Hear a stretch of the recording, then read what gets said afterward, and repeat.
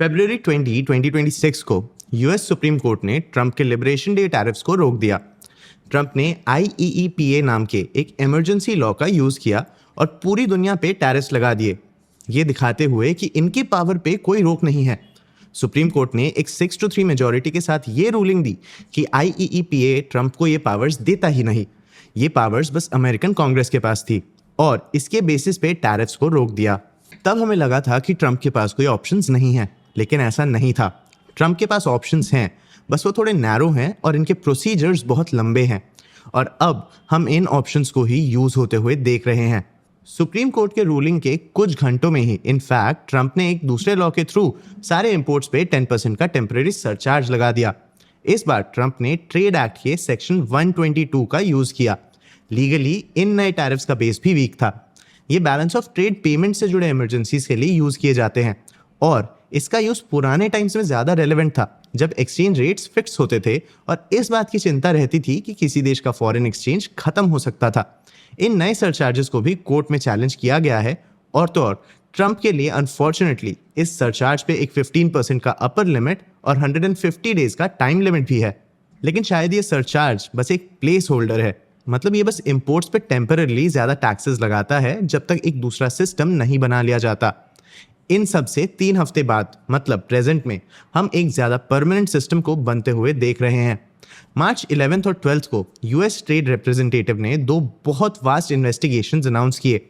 दोनों इन्वेस्टिगेशंस 1974 के trade act के अंडर आते हैं। मैन्युफैक्चरिंग में structural access capacity and production के लिए पहला इन्वेस्टिगेशन 16 देशों को टारगेट करता है, जिसमें इंडिया भी मौजूद है। फोर्स्ड लेबर से बने गुड्स का इंपोर्ट बैन ना करने के लिए दूसरा इन्वेस्टिगेशन 60 इकोनॉमीज को टारगेट करता है और इसमें भी इंडिया इंक्लूडेड है।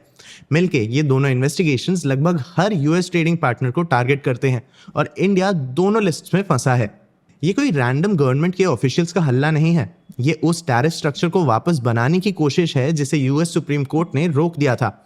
इस बार इसका लीगल रास्ता भी बेहतर है, इसकी लीगल हिस्ट्री है, लेकिन ये पहले से एक बहुत अलग रास्ता भी है। इसमें बहुत सारे प्रोसीजर्स हैं और इसमें रोज गार्डन में कोई अचानक अनाउंसमेंट भी नहीं होंगे। आज के इस वीडियो में हम इस नए टैरिफ सिस्टम के बारे में ही समझेंगे। सबसे पहले हम सेक्शन 301 के बारे में समझेंगे। हम ये समझेंगे कि ये क्या करता है, इसकी हिस्ट्री क्या है और इसका नया फॉर्म कैसा होगा। फिर हम नए टैरिफ्स के बारे में समझेंगे। एंड में हम इनसे होने वाले फ्यूचर एक्सपेक्टेशंस भी एक्सप्लोर करेंगे। मैं हूं आपका होस्ट देव, आप देख रहे हैं मार्केट्स बाय ज़ीरोधा हिंदी। चलिए शुरू करते हैं। सबसे पहले सेक्शन 301 के बारे में समझते हैं। अमेरिकन ट्रेड लॉ के अंडर सेक्शन 301 अमेरिका के ट्रेड डिस्प्यूट्स हैंडल करने वाले यूएस ट्रेड रिप्रेजेंटेटिव को कुछ चीजें अलाउ करता है। ये देख सकता है कि फॉरेन गवर्नमेंट्स क्या कर रहे हैं, ये फेयर हैं या नहीं, और अगर ज़रूरत हो तो इन पे टैरिफ्स लगा सकता है। ये ट्रंप के पहले स्टैट्यूट यूज जैसा नहीं है, ये पूरी तरह से एक ट्रेड स्टैट्यूट है जिसे स्पेसिफिकली इसीलिए बनाया गया है ताकि ये गवर्नमेंट को अथॉरिटी दे सके। इस स्टैट्यूट के लीगैलिटी के बारे में कोई डाउट्स नहीं है। सेक्शन 301 का काम ही है टैरिफ्स लगाना। 3 तरीके हैं जिससे ये लॉ ट्रिगर हो सकता है। पहला, अगर कोई देश कुछ ऐसा करता है जो अनजस्टिफाइबल है, मतलब ये इंटरनेशनल लॉ या ट्रेड एग्रीमेंट्स को वायलेट करते हैं, तब इसके अगेंस्ट एक्शन लेना मैंडेटरी है। दूसरा, ये तब भी ट्रिगर हो सकते हैं जब कोई देश कुछ डिस्क्रिमिनेटरी करता है, मतलब ये किसी देश के प्रोडक्ट्स को अमेरिकन प्रोडक्ट से ज्यादा फेवर करते हैं।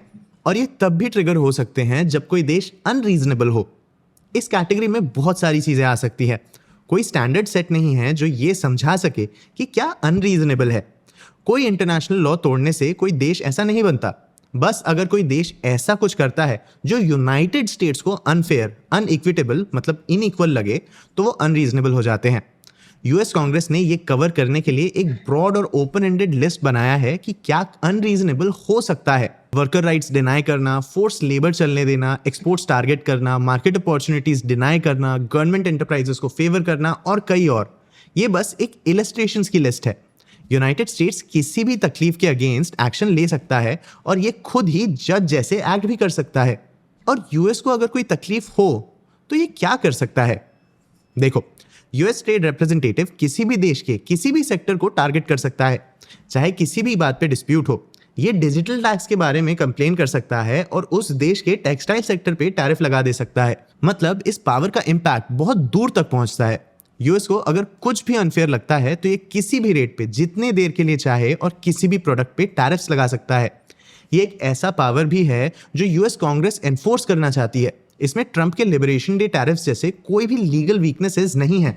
सेक्शन 301 के पहले 20 सालों में यूएस ने इसे एग्रेसिवली यूज किया। जापान, ईयू, कनाडा और इंडिया जैसे मेजर इकोनॉमीज का इससे कॉन्फ्लिक्ट भी हुआ। इकोनॉमिस्ट जगदीश भागवती ने इसे अग्रेसिव यूनिलैटरलिज्म कहा। तब अमेरिका किसी भी देश को अनरीजनेबल डिक्लेयर कर देता था, इस पे इन्वेस्टिगेशन स्टार्ट करता था और इसे टैरिफ्स या दूसरे रिटेलिएशन से डराता था जब तक ये कंसेशंस नहीं देता था। तब इंडिया भी कई बार अमेरिका से इसके कारण उलझता था। तब इंडिया ने कहा था कि यूएस का ये सिस्टम मल्टीलैटरल ट्रेड के लिए खराब था।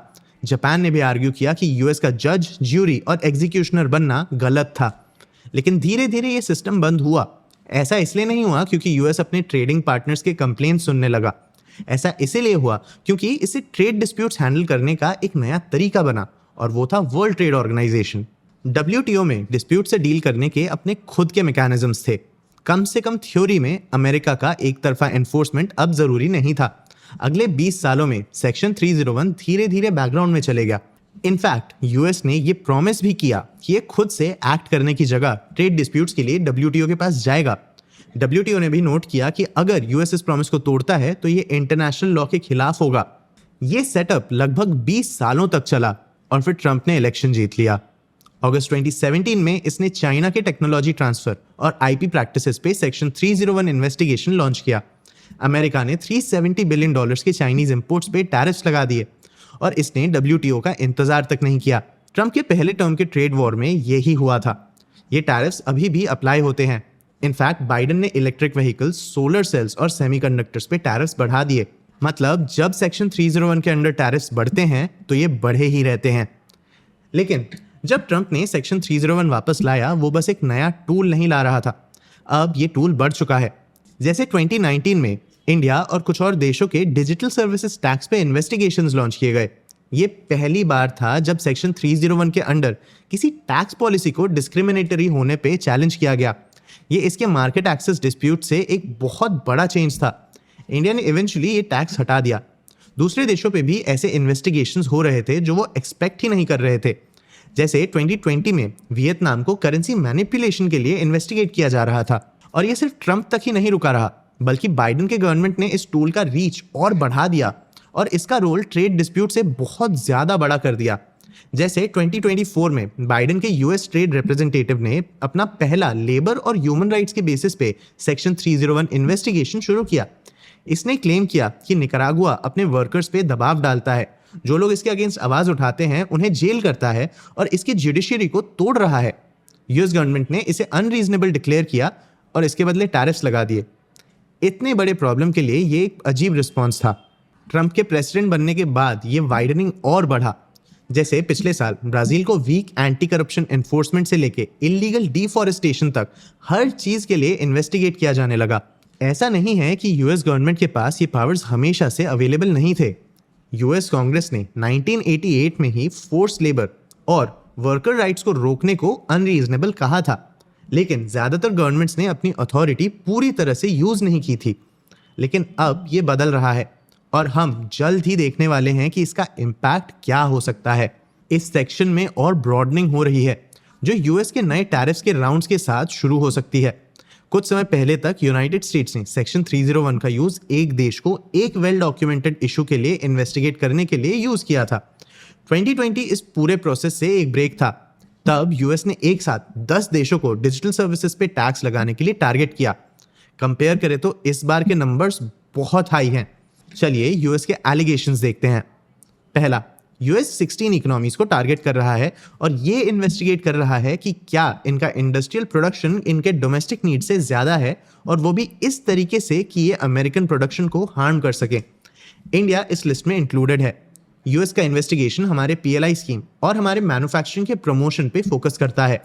दूसरा, यूएस 60 अलग अलग कंट्रीज को टारगेट कर रहा है जहां से अमेरिकन इंपोर्ट्स के 99% आते हैं।